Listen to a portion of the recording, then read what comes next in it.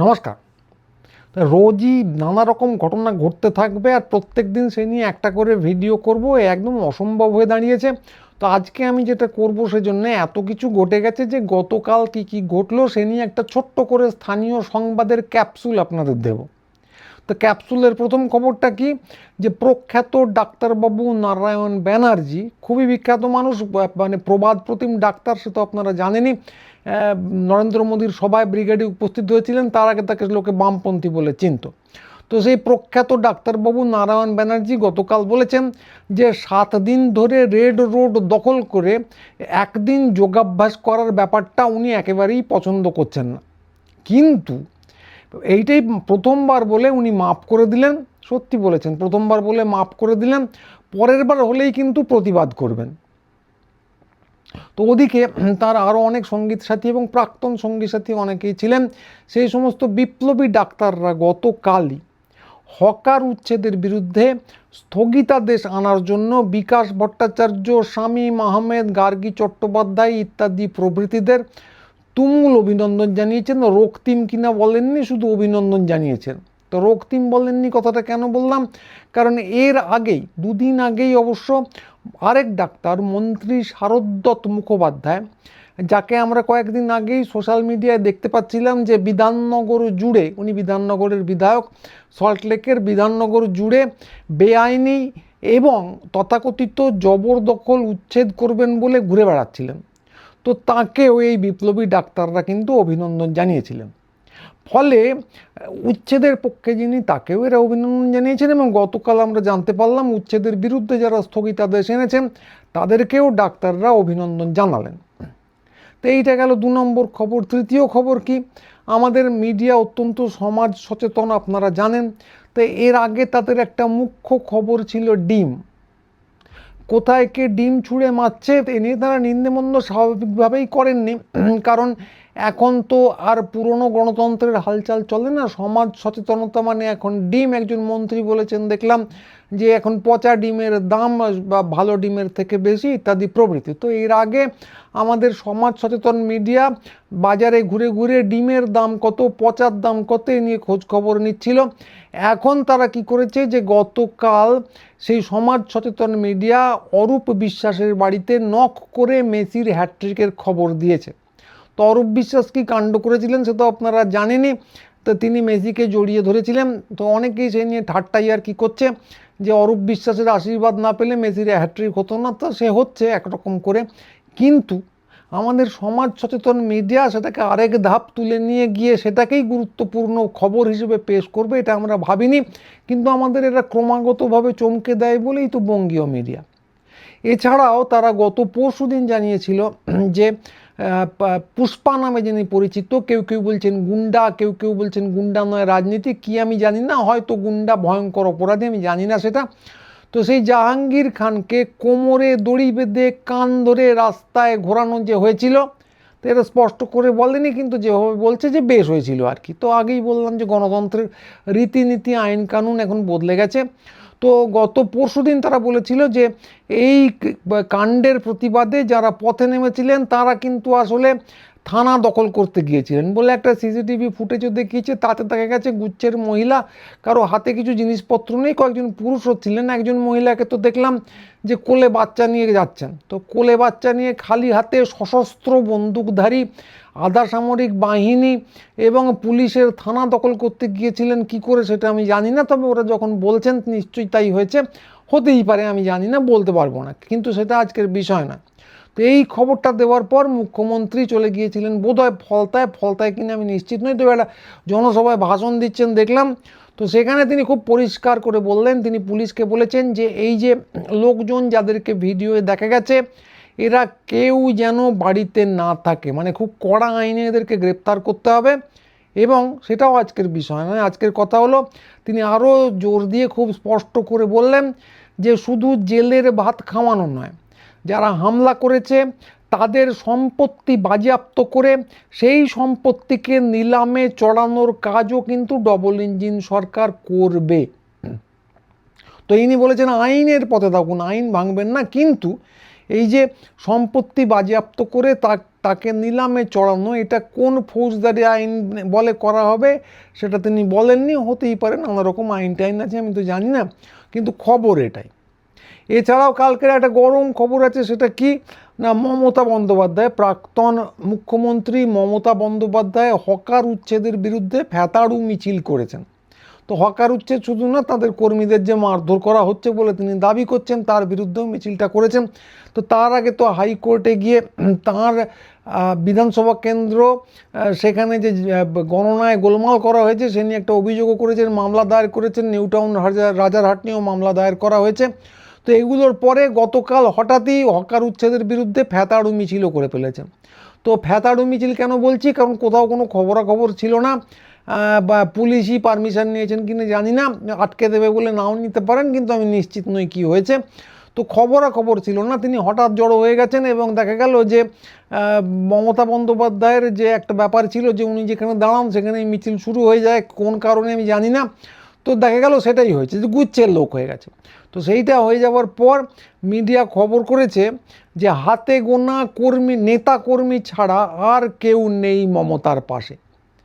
তো তারা বলে দেয়নি যে মিডিয়ার লোকজনের আসলে কতগুলো হাত বা হাতে কতগুলো করে আঙুল, নাকি অনেক লোক ছিল, হাজারখানেক লোক মিডিয়ার ছিলেন, তারা সবাই ওই 20টা করে আঙুল দিয়ে গুনিয়েছেন, সেটা স্পষ্ট করে বলেননি।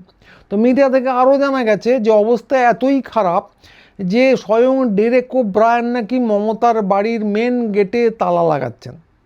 তো ডেরেক ওব্রায়ান অবশ্য একটা অন্য খবর দিয়েছেন, তিনি বলেছেন যে এই যে মিছিল টিছিল হচ্ছে এসবে আতঙ্কিত হয়ে প্রাক্তন মুখ্যমন্ত্রীর বাড়ির পুরনো যে সিকিউরিটি, পিএসও বলছেন, তার পুরো কথা আমি জানি না, যারা ছিলেন তাদেরকে বিনা নোটিশে তুলে নেওয়া হয়েছে।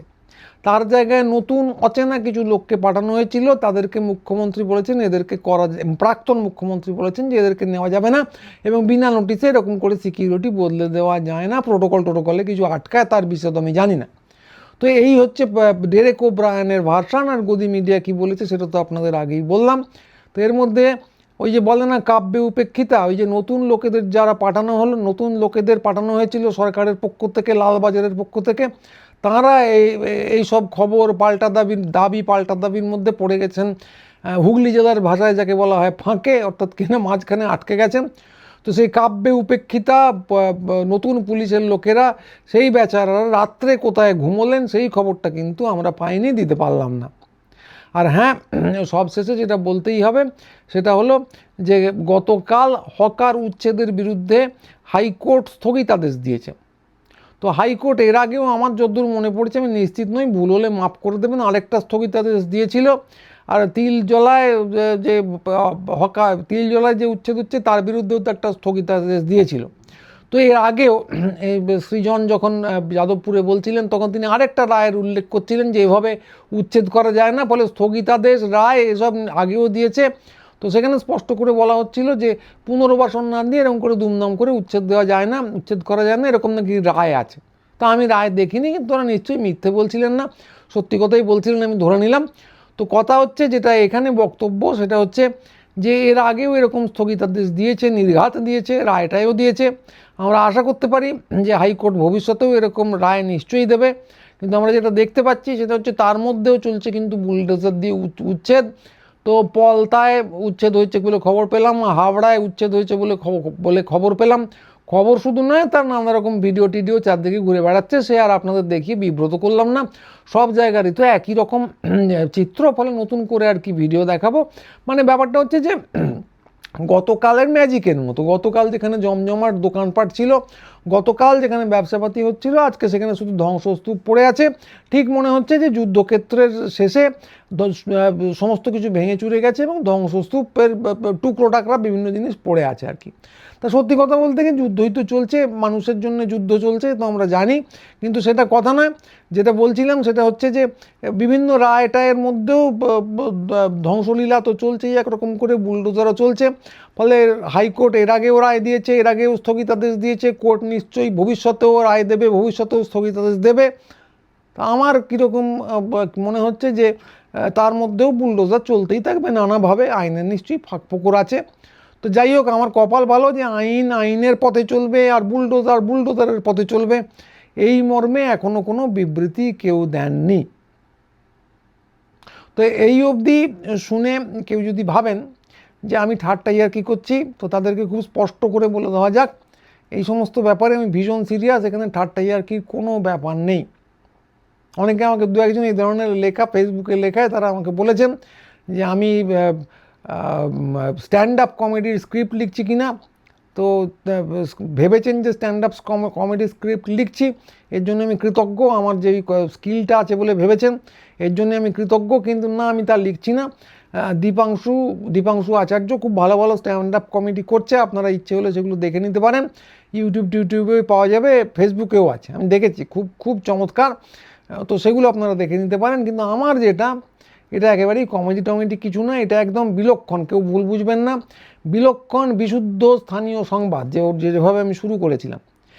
মাত্র একদিনেই পশ্চিমবঙ্গে যা যা হয়ে গেছে তার একটা ক্ষুদ্র অংশ আপনাদের সামনে উপস্থিত করলাম। তো এছাড়াও আরও নানা জিনিস হইতে সেটা করতে পারলাম না, সেজন্য আমি অত্যন্ত ক্ষমাপ্রার্থী। কিন্তু এই একদিনের মধ্যেই এত কিছু হয়ে গেছে। তো এইটা হলো আজকের স্থানীয় সংবাদ। তো ভবিষ্যতেও এ ধরনের স্থানীয় সংবাদ নিয়ে আমি অতি অবশ্যই আপনাদের সামনে আসব। কারণ সমস্যাটা যেটা হচ্ছে সেটা হচ্ছে, আগেই বললাম প্রথমেই, যে এত এত ঘটনা ঘটে যাচ্ছে, সব কটা নিয়ে লম্বা লম্বা করে বলা ভীষণ কঠিন, ভীষণ কঠিন। তাই ছোট ছোট জিনিস নিয়ে এভাবে স্থানীয় সংবাদ নিয়ে মাঝে মাঝে আপনাদের সামনে আসব।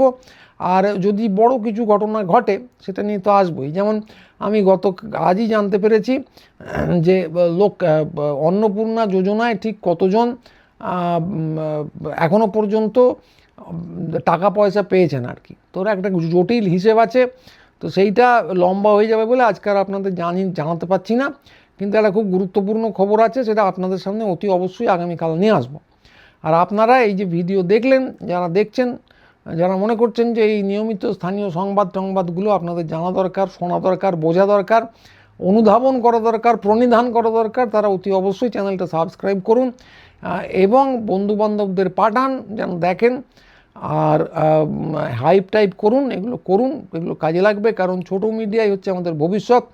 আমাদের বড় মিডিয়া, এই অনুষ্ঠানের মাঝখানেই বলেছি, তারা নানা রকম গুরুত্বপূর্ণ জিনিস নিয়ে ভীষণ ব্যস্ত। এর আগে তারা ডিমের দরদাম করছিল, কিন্তু পেট্রোলের দরদাম করার দিকে কখনো এগোয়নি। তো এর আগে তারা মেসির হ্যাট্রিকের, এই গতকালই তারা মেসির হ্যাট্রিকের খবর নিয়ে অরূপ বিশ্বাসের অরূপ বিশ্বাসের কাছে চলে গিয়েছিল।